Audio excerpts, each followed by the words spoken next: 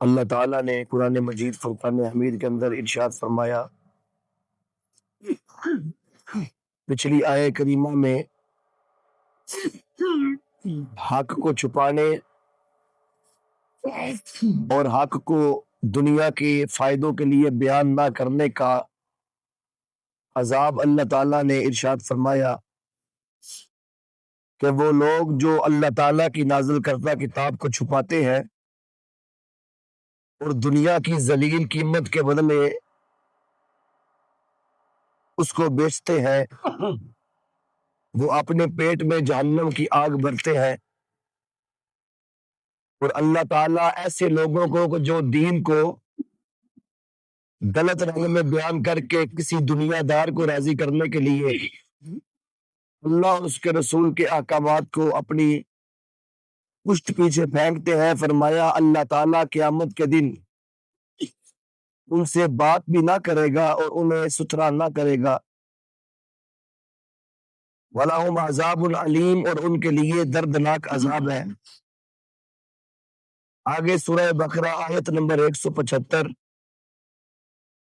فرمایا اولئک الذین اشتروا الضلالۃ بالہدی والعذاب بالمغفرہ فما اصبرهم علی النار۔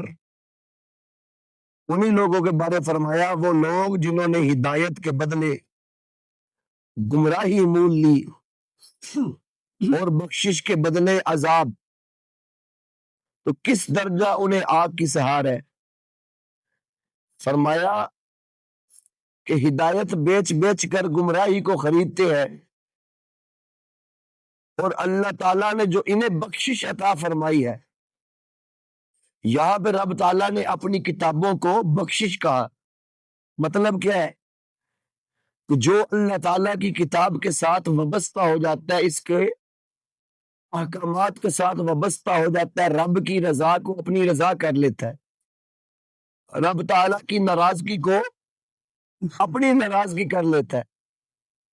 وہ بندہ لوگوں کی طبیعتیں دیکھنا چھوڑ دیتا ہے، اگر اس کی نظر ہوتی ہے تو فقط مصطفیٰ کریم علیہ السلام کی شریعت پر ہوتی ہے۔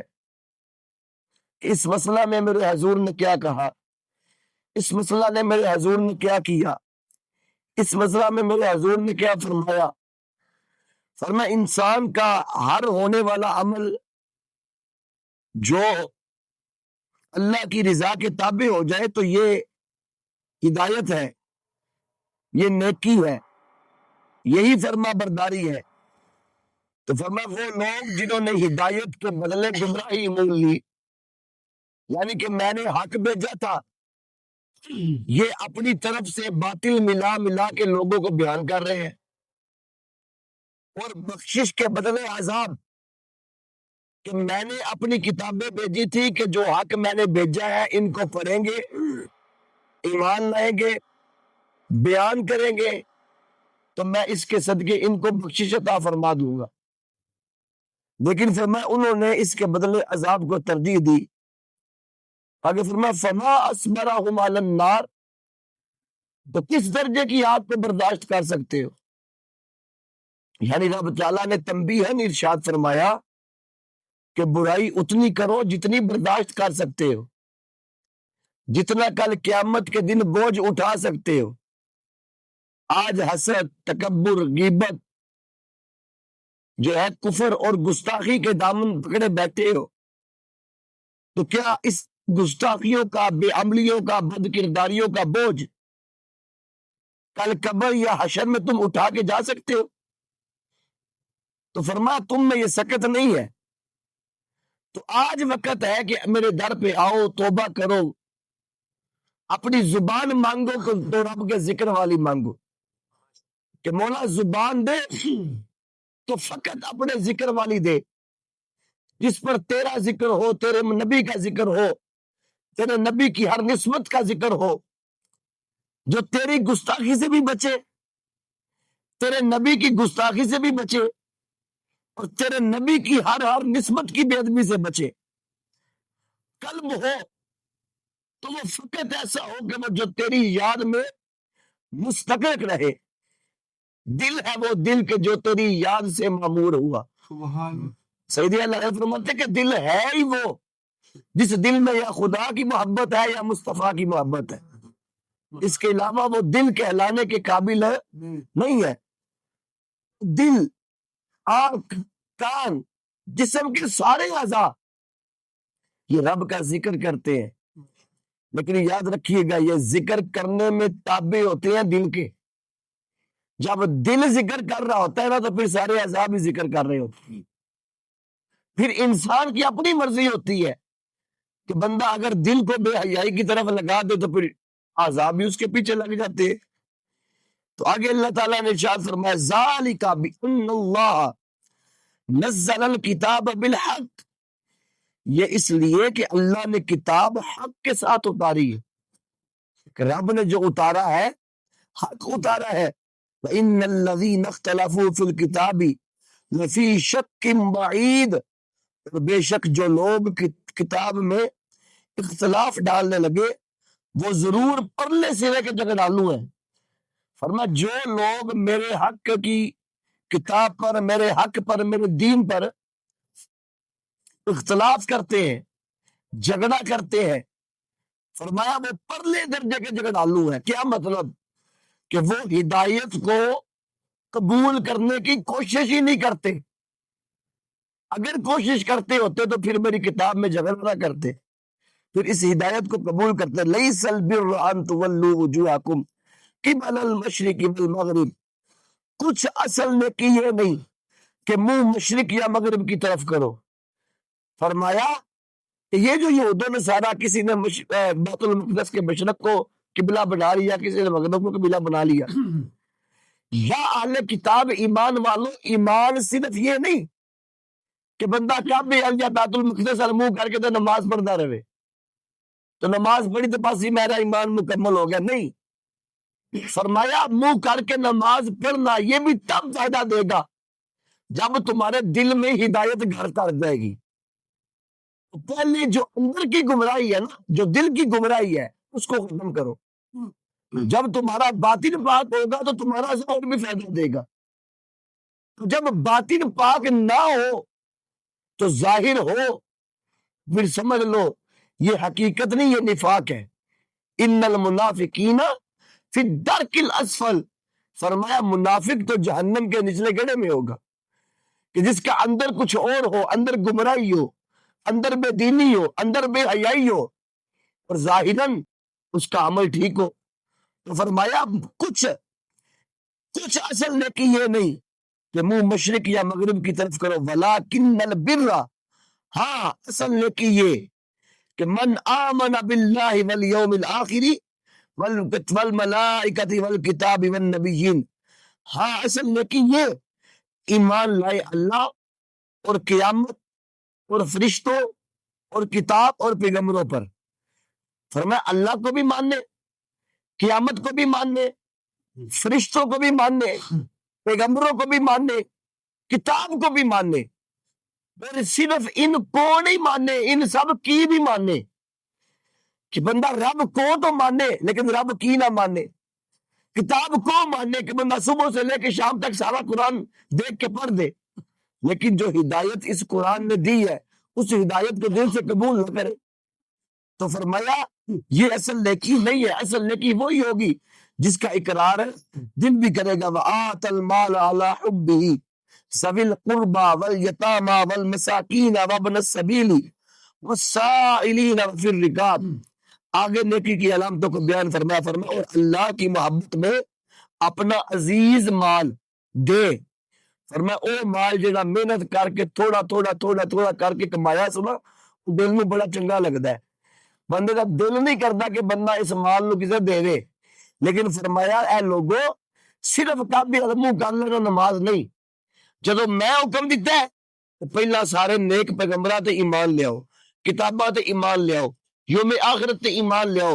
تو فرمایا یہ سب کرنے کے بعد اور اللہ کی محبت میں اپنا عزیز مال دے، اپنا پیارا مال جہاں ہے نا رب دی محبت صدقہ کرے. ان دے کنوں؟ فرمایا رشتہ داروں کو اور یتیموں کو اور مسکینوں کو اور راہگیر مسافر اور سائلوں کو اور گردنیں چھڑانے میں۔ فرمایا بندہ غریباں نو دے، مسکیناں نو دے، رشتہ داراں نو دے، مسافراں نو دے، یا کوئی بندہ غلام ہے، کسی دے جناب ناز ہے، پریشان ہے، وہ دی گردن چھٹان تے دے چھڑ۔ وَأَقَامَ الصَّلَاةَ وَآتَ الزَّكَاةَ۔ یہاں پہ میں ایک تجربے کی بنیاد پہ بات کرنے لگا ہوں۔ کچھ ہمارے ساتھی معاشرے میں ہوتے ہیں جن کی اگر زکوٰۃ کا بھی حساب لگایا جائے گا تو وہ لاکھوں کی تعداد میں ہوتی ہے۔ تو ہر جگہ پہ بندہ جتنے بھی نیکی دی رات ہے، نیکی دی نیت نہ لا چھڑے نا، وہ ضائع نہیں جاندہ۔ لیکن پڑھیا کتاب اندر امام غزالی رحمۃ اللہ تعالیٰ علیہ نے فرمایا، آپ واس کر دیں کہ صدقیاں دے وچوں سب نالوں وڈا صدقہ کیڑا ہے؟ صدقیاں وچوں سب نالوں وڈا صدقہ کیڑا ہے؟ آپ فرماتے ہیں کہ صدقوں میں سے سب سے بڑا صدقہ وہ ہے جس کا ثواب زیادہ دیر تک ہوتا رہے۔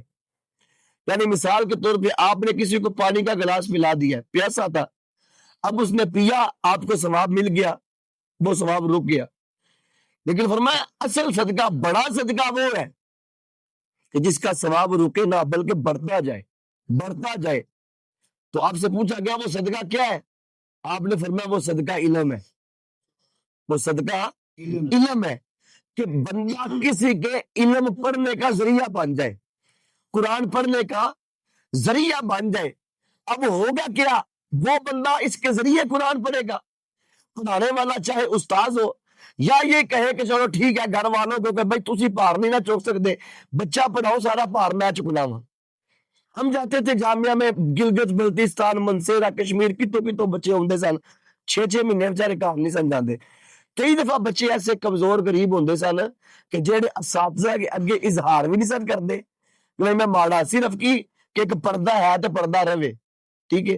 تے ہفتے بعد کپڑے دھون واسطے صابن جوگے بھی کئی بچیاں کو پیسے نہیں سن ہوندے۔ لیکن ایسے بھی ایسا لوگ دیکھے نے اللہ تعالیٰ جنہوں نے توفیق دیتی ہے، کاروباری لوگ نے، باہر اپنے معاملات کرتے نے، استادہ کو لائے نے، قبلہ جڑے کو مسافر بچے نے 1 2 3 انہوں کا مہانہ جڑا تھوڑا بہت خرچہ ہوتا رہن ہے، میں انہوں اپنی طرف ادا کر دیا گا۔ یا سالانہ کتاباں، ٹھیک ہے، ہوں عیدوں بعد کلاساں شروع ہوئی نے، 25 30 ہزار دیا کتاباں نے، چوتھے سال تو اگے پچھے جڑیاں نے 5 10 ہزار دیا نے، 25 ہزار روپے دیا کتاباں ایک عام بندے واسطے کہ جن واسطے 4 5 ہزار کرایہ لے کے گھروں آنا مشکل ہے، وہ واسطے کتاباں لینا بڑا مشکل ہے۔ تو یہ کہ بندہ علم کا ذریعہ بن جائے، ساڈے ذریعے کو بچہ علم پڑھ لے، علم دوست بن جائیے، اسی کسی بچے کا سہارا بن جائیے، تو یہ صدقات میں سے بہت بڑا صدقہ ہے۔ آگے فرما وَأَقَامَ الصَّلَاةَ وَآتَ الزَّكَاةَ، نماز قائم کرے اور زکات دے، وَالْمُوفُونَ بِعَهْدِهِمْ إِذَا عَاهَدُوا، اور اپنا قول پورا کرے، کرنے والے جب عہد کرے۔ فرما جدو زبان دے بوے حق تے دے بوے، جھوٹ تے نہیں، یہ نہیں کہ جناب پیڑیاں منتا من ہونی نے جا کے، ٹھیک ہے، تو بعد والا نہیں ہوں تو میں منت مانگ چھڑی ہے۔ بھئی منت بھی وہی منت ہے جو خدا اور رسول کے تابع ہے، غیر شرعی منت کوئی بھی منت ہے نہیں ہے۔ منت مزارات میں بھی ہو چاہے جہاں بھی ہو، منت وہی منت ہے جس کا حکم یا اللہ نے دیا یا اللہ کے رسول نے دیا۔ نماز کی منت ہے، روزے کی منت ہے، صدقے کی منت ہے، ماں باپ کو راضی کرنے کوئی منت مانگ لو۔ لیکن ایک غیر شرعی منت مانگ کے تو جناب سانو بچہ ہو جائے نا پھر ساڈے گھر، اسی جناب پوری زندگی کڑولی لے کے جاواں گے۔ کڑولی کی کار دیاں نوجوان بچیاں سر تے کڑولی چکی ہے، میک اپ کیتا ہے، تیار ہوئی نے، پورا جناب برادری، میں نام نہیں لیندا برادری دا، ساری برادری دوارے میں تقریباً 4 5 کلومیٹر بندا ہے، سارا جناب انہاں نوں کڑولی سر تے آ کے ڈھول وجاندے جاندے نے پے اسی منت پوری کرن جاندے ہیں۔ بھائی وہ منت نہیں ہے، جو بیٹا دینے والا کون ہے؟ میرا رب ہے۔ یہ وکری گل ہے، رب ڈائریکٹ دے چھڑے، یا ہو سکتا ہے کسی نیک بندے دی دعا نال دے چھڑے، وہ تا فرمان والا ہے، کوئی نیک بندہ دعا کرے رب پتر دے چھڑے۔ لیکن اس کا مطلب یہ تو نہیں نا کہ بندہ شریعت کی ادھے پہ لانگ دے، لہذا یہ کوئی سنیت نہیں، یہ جاہلیت ہے۔ سنیت بھی رب کو ہے، اگر ہے تو وہ رب کا قرآن یا نبی کا فرمان ہے۔ ہر کام کو دیکھو تو میرے نبی کا یہ کام ہے کہ نہیں ہے۔ المختصر فرما والصابرین فی البأساء والضراء وحین البأس، اور صبر والے مصیبت پر اور سختی میں، اور جہاد کے وقت، فرما جہاد دے وقت بھی صبر کر دینے، سختی ہے بھی صبر کر دینے، مصیبت بھی سخت کرتے ہیں اولئک الذین صدقوا واولئک هم المتقون، یہی ہے جنہوں نے اپنی بات سچی کی اور یہی پرہیزگار ہے۔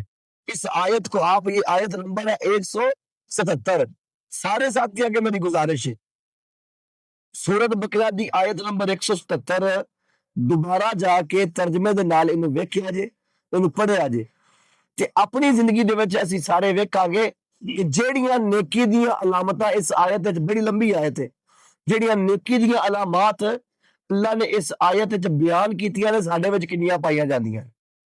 بے شک اللہ تعالیٰ اصلاح دا سبب بنائے گا، اللہ تعالیٰ اپنی بارگاہ چ قبول فرمائے۔